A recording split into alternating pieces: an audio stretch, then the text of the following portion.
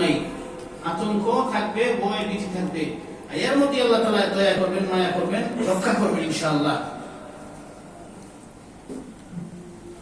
তারপরে আয়াতে আছে ইন্না কুন্না মিন ক্বাবলু নাদউহু, তারা আরো বলবে যে আমরা ছিলাম ইতিপূর্বে নাদউহু, আমরা তাকে আহ্বান করতাম, আল্লাহকে ডাকতাম, আল্লাহকে ডাকতাম। এতে কি উদ্দেশ্য?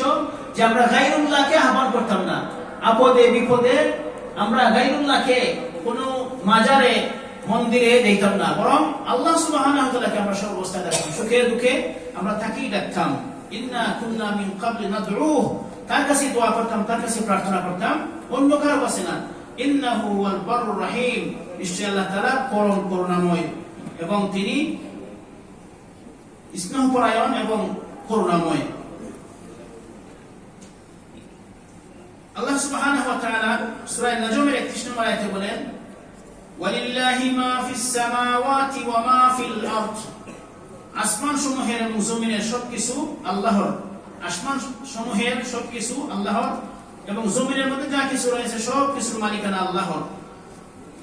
লিয়াজজিয়াল্লাযীনা আসাউ বিমা আমিলু, যেন তিনি প্রতিদান দিতে পারেন যারা বদআমল করে তাদেরকে, ওয়ায়াজজিয়াল্লাযীনা আহসানু বিল হুসনা, আর যারা ইহসান করে ভালো কাজ করে তাদেরকে তিনি ভালো প্রতিদান দিতে পারেন।